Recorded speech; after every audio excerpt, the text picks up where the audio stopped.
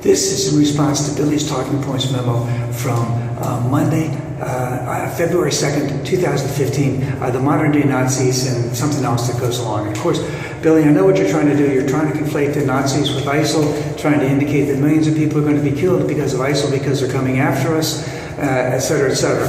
But let me just get into what you had to say and try and debunk it point by point as we go along here. Now, the first thing is, as you saw, Night Will Fall, documentary by HBO on the genocide of the Jewish population in Germany and Eastern Europe from 1940 to 1945, about Buchenwald, about Auschwitz, etc., about the identical twins being experimented on, not caring whether or not that person lived or died, just to see what would happen. And of course, you're trying to conflate Nazi Germany with ISIL. You know, I'm not saying it's not a fair comparison because of the savagery of the whole thing, and you go right into that ISIL in the last, a couple weeks or whatever has beheaded 7 people, and it is very tragic. They beheaded the 2 people from Japan very recently. Japan was very upset, and perhaps they will now work. Oh well, I know that they were helping out in a non-military way. Maybe they'll help out in a military way. They were very upset about what went on. But at the same time, Billy, I would like to point out that under the new king in Saudi Arabia, they've had 5 beheadings under the new king. And I believe one of them was for drugs. I believe one of them was for adultery. So things that we would never ever do something like that for in the United States. They're beheading people in Saudi Arabia, and that's done by a sovereign country which we recognize and we trade with. And Obama made a special trip to go to the funeral of the king, who had the one who just died, who has, I believe, 4 of his daughters under house arrest because they want to drive, they want to wear makeup, they want to do that, they want to be westernized, and he has them under house arrest. But that's okay because we trade with them, and they have oil. But you want to go after you want to go after the ISIL thing, and you talk about how 100 million people were killed in World War II, and yes, many of them, yes, they were. But let's point out that many were killed in Japan by Japan, which was not slaughtering the Jews, but they did slaughter other people. I do believe Nanking was in 1937. They went into Manchuria in 1931. So we knew, the United States knew what was going on in that country also. Our big partner in World War II was Russia, and Stalin starved his population in the early 30s, and that killed about 20 million people just in Russia alone, if I'm not mistaken. So yes, Germany was awfully terrible, but there was very savagery going on in Russia, who is a partner of ours, and also in Japan. And of course, you want to compare everyone that it's the same as the jihad, that they want to kill millions of us, and if given the opportunity, they will give millions of us. Let me just take a brief moment to I wish, those who watch your show would watch me, but it's not going to happen.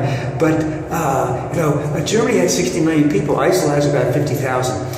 Germany was, let's just say, they had a very, very strong, very military-industrial complex, in the sense that they were building a lot of arms. They were building a lot of munitions. They had a large standing army which was exceptionally well trained. They were using all of the most sophisticated weaponry that they could get from other countries and that they could design themselves. They designed missiles that they were sending indiscriminately loaded with bombs into England for the last year or so of the war. And of course, you say that it's very important because we need to get rid of them, especially because Iran might get the bomb. But remember, ISIL is basically Sunni, whereas Iran is basically Shia. So I don't see where that is coming into play here at all. But you're trying to conflate one thing with another. But again, you still want to say that ISIL wants to kill millions of us. And in comparison to Nazi Germany, there was, Nazi Germany had, plenty of, they went after oil. They had all kinds of materials. Where's ISIL going to be buying their heavy weaponry from in the next year or so? Where are they going to get their money from? They're landlocked right now.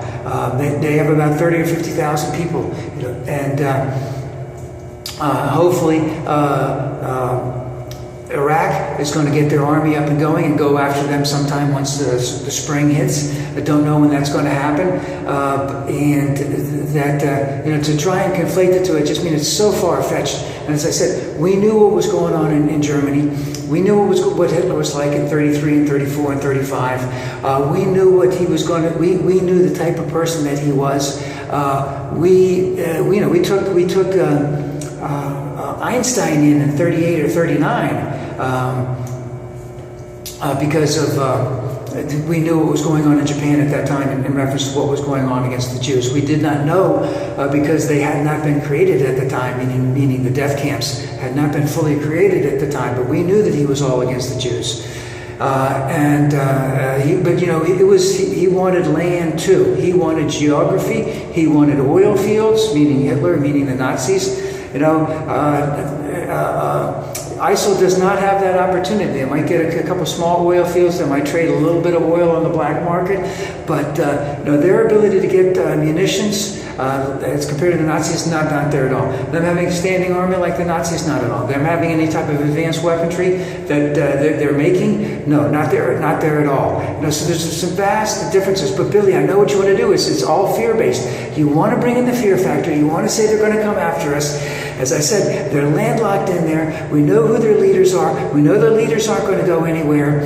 We know at some point in time they're going to run out of money. We know at some point in time they're not going to be able to get the munitions. And we're going to keep going after them. Now, Billy, I know that you wanted to bring a whole thing. All these nations that should come in, Japan should come in because they've had people. Jordan should come in. Saudi Arabia should come in. But let's get something straight. Saudi Arabia will do some things. They won't do other things. They're not going to put boots on the ground. They will not. They're not going to put boots on the ground, in Iraq. That's for sure. There may be some other countries. You also mentioned, Pakistan, Pakistan had 132 children that were killed. They're making attempts to go after the Taliban, whatever type of Islamic terrorists, if you want to call them Islamist terrorists in that country, because they've basically had enough. This is something that's gone on for a long, long time. It's going to take a long time to get rid of. You think of Pakistan, I believe it's a country of 150 million or more people. How are you going to root out all of that? How, you're going to have a police state just blow everything up? I mean, a standing army and blow up? No. You have to go after the individual cells, the individual terrorists. You have to have deft police work. You have to use a lot of surveillance type of stuff to do all that. It's going to take a lot of time. And in terms of ISIL, that's still going to take time. Obama said 6 months ago that it was going to take time. I know you want it to happen yesterday. I know you want to go off with San Juan Hill with Teddy Roosevelt and have all that happen. I just want to mention one other thing, about Germany. The Germans that were running the death camps, they had their own life. Then they go in the death camps, they do their thing, and then they go back in their town, their village, whatever was nearby, and they had a normal life. That's not the way it is with ISIL. I mean, they're just, there's something, it's 10 times as bad, What was it? Was it in Schindler's List, where the guy would listen to Beethoven or Bach or somebody like that? Or was that from Sophie's List? I can't remember. They would listen to that, and then they would go do whatever they were doing, terrible things to eradicate, a whole race of people. But I know you want the fear factor, but it's not going to happen with ISIL. And the thing is, we're doing the things that we need to be doing. Even Martha Raddatz asked you, one of your boys, Scott Walker, what more do we need to be doing? He didn't have an answer. He didn't remotely have close to have an answer. We've had so many bombings.